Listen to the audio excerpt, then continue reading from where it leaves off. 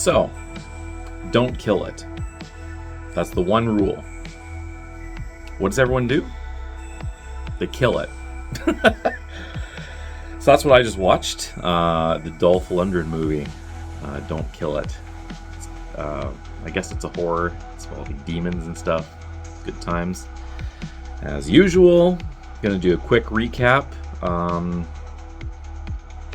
There's gonna be spoilers probably. Well, for sure there are, because I'm gonna talk about scenes and stuff and all that crap. I want to try to blaze through this one a little bit faster than the last couple that were like 17 minutes, 20 minutes, whatever the hell. So, might rush through it a little bit. It starts with, it's a hunter in the forest with his dog. He's hunting for a deer, misses the deer, whatever. Dog chases after it. Dog doesn't come back. Guy goes looking for dog. Dog finds a little gold flask thingy and attacks the guy when he finds the dog. Guy has to kill the dog because it's, trying to tear him apart. Guy gets possessed. Turns out the thing the dog found was a container, like a containment vessel or whatever, for the demon that possessed the dog. And the way this demon goes about its shit is once you kill the possessed individual, it transfers to the thing that killed that possessed person. So kind of like, I don't know, it spreads kind of like a zombie plague in a sense. Like, no, not really, it doesn't. What am I talking about? It's basically someone gets infected, someone kills that person, they become the infected, someone kills that person, they become the infected, etc. So Hunter goes back to his home, enters the house. The wife is all like, oh, looks like your dad's home, to the kid.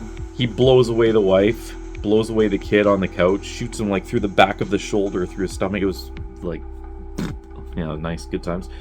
Then goes across the street, kills the family there, ends up just like butcher knifing one of the daughters, then puts the mother's face in a pot. It's pretty intense, actually. I didn't know what to expect from this movie, but there's some decent scenes.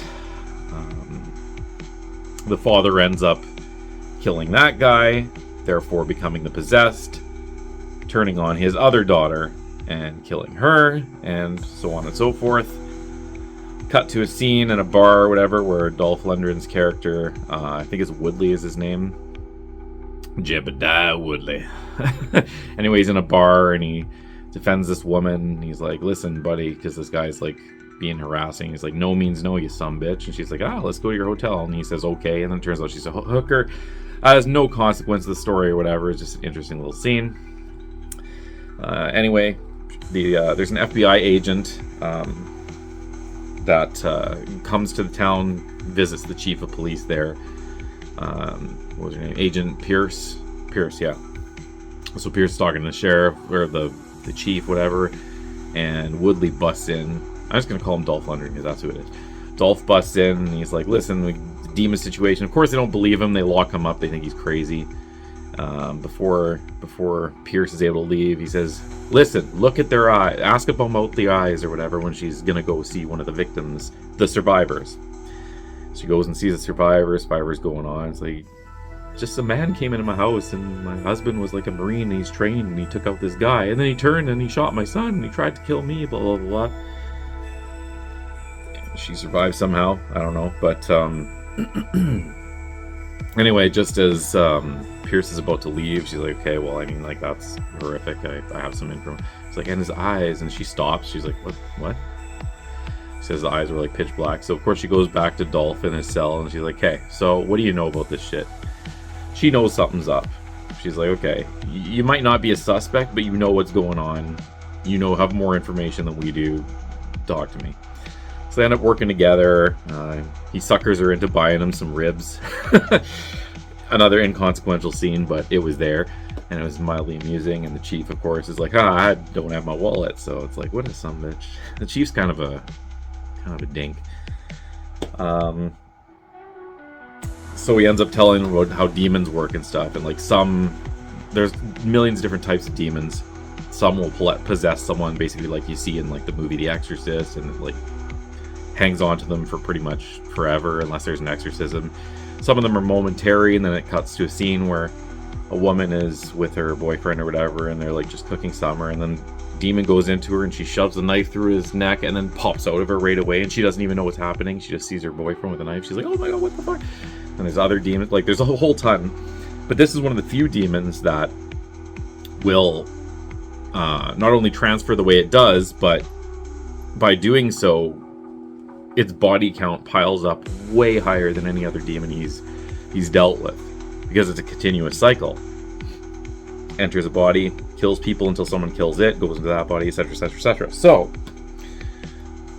that happens. So they hold a town hall meeting, the chief, and I guess the chief thinks it's a good idea to say that there's supernatural going on. Of course, the entire, like, the town in this meeting hall are like, what the fuck are you talking about? And they all start freaking out. At which point, the body that the demon is now in bursts into the town hall and drops a shitload of weapons and grabs an axe and just axes some woman right in the back who's like not even expecting it. And a whole bunch of shit goes down. People killing people, killing people. I actually wrote down the order because there were so many. So there was, where is it? Here.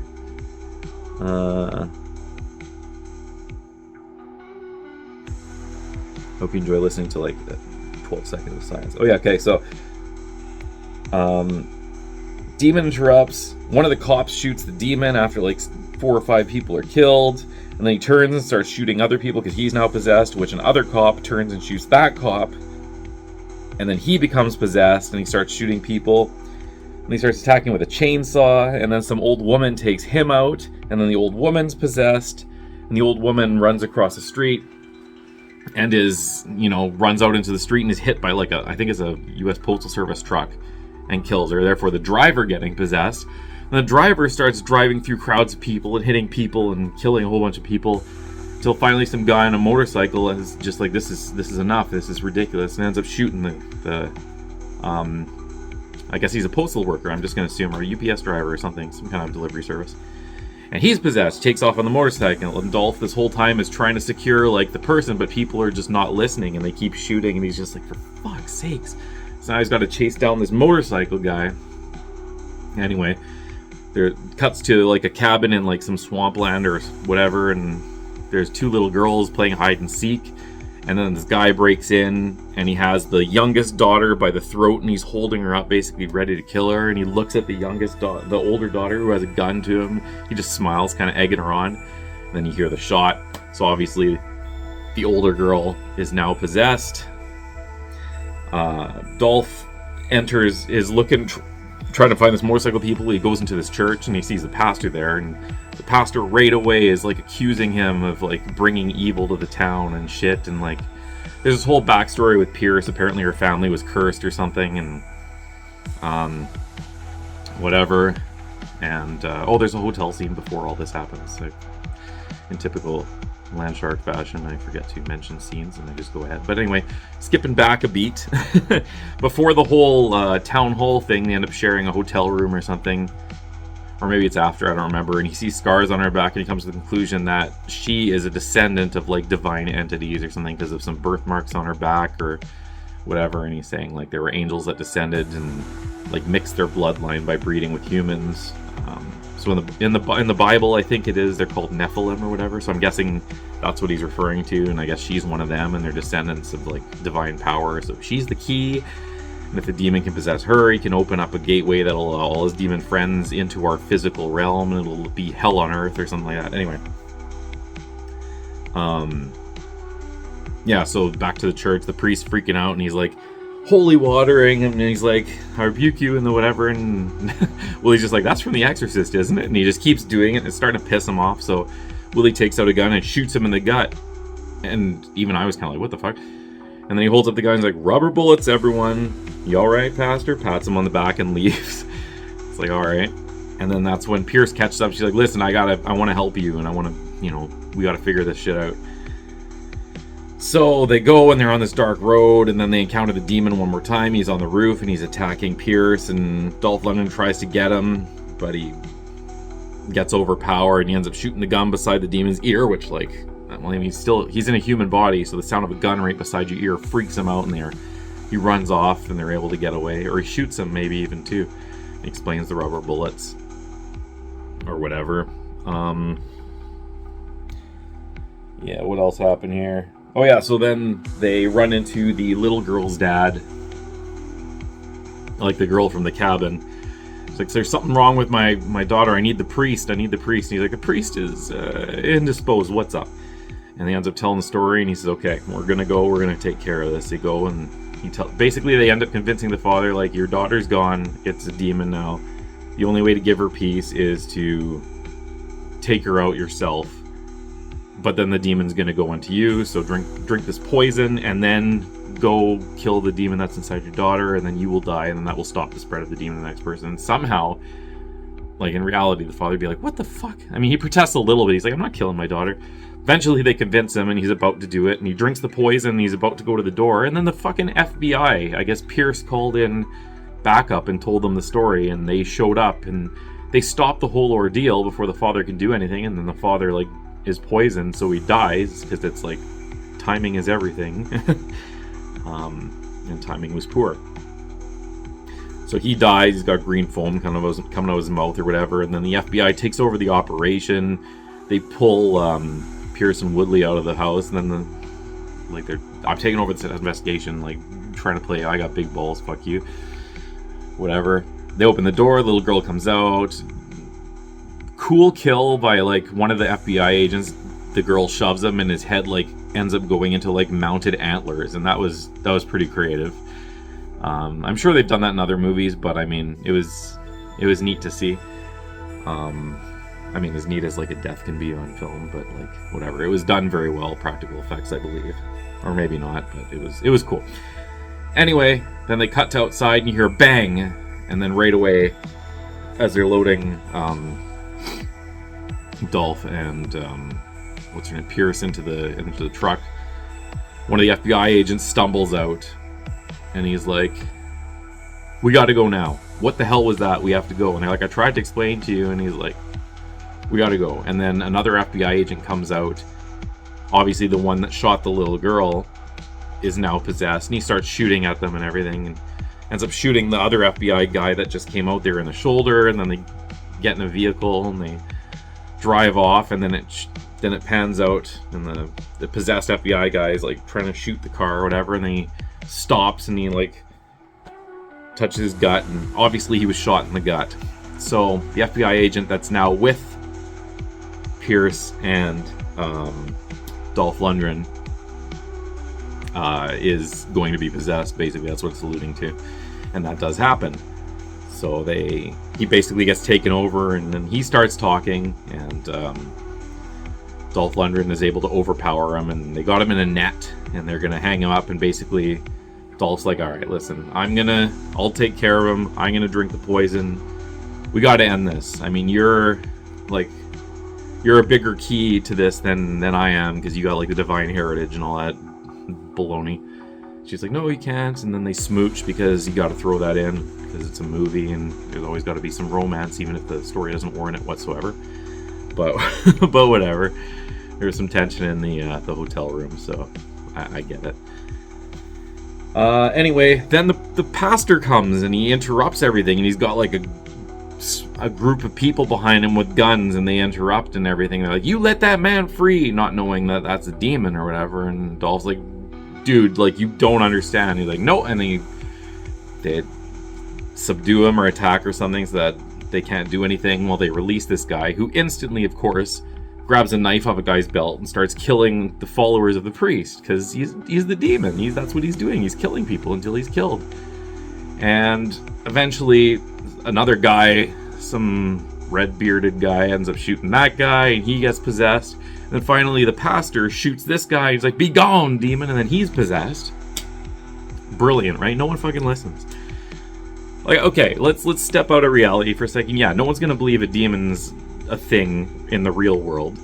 But if you witness literally that happening, maybe you should start listening to the guy who's been saying that's what you know what I'm trying to say. It's whatever. So anyway, the demon's possessed. He has Pierce and is, like, making her hold a gun to his head, forcing her to to kill him so that he can go into her body, and that ain't gonna do. So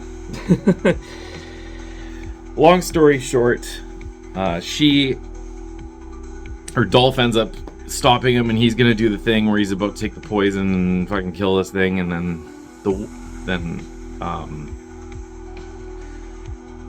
Pierce ends up shooting the priest, and she becomes possessed.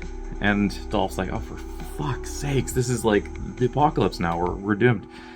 But it turns out that before she did that, she had grabbed a vest off of one of the fallen pastor's followers, which had grenades on it, and pulled the pin. So as soon as she was possessed, like, the sky starts turning, and there's like lightning and clouds forming, and then all of a sudden, boom, the grenade goes off. You see her like burst, her arms and legs flying off, whatever. She's dead. Demon is incapacitated, floating in this little tiny orb thing. So Dolph Lundgren looks at his flask, finishes the rest of whatever booze is in there, captures the demon. Demon's in the flask. Cut to the epilogue or whatever. He's on a boat with a Mexican flag, so I'm guessing it's the Gulf of Mexico. He ends up dropping the flask in the ocean, saying, okay, that's it. I mean, evil, some of it, it's gonna happen again, but for now it's safe. But just as he drops it, then it pans out, and a fucking shark swims by and eats the flask, and then the credits roll. So, like, brilliant. I mean, everything was done pretty well. There must have been some CG, so the use of CG was pretty good and mixed with practical effects, so it worked. At least I think there was practical effects. It seemed like it, so if it was CG, it was done pretty well. Storyline was, it's a demon hunter played by Dolph Lundgren. It's exactly what you want it to be if you're going to watch a movie like that. So if I'm going to give it a rating, I'm going to give it a 7.75 again. Let's do that. Fuck it. That's the movie. Should you watch it? Yeah, it's fun. It's stupid, but it's fun. And that's all I got for you today. And I didn't end up keeping it shorter really either, because they were already over 17 minutes, but I tried. Anyway, don't kill it. Okay? Don't.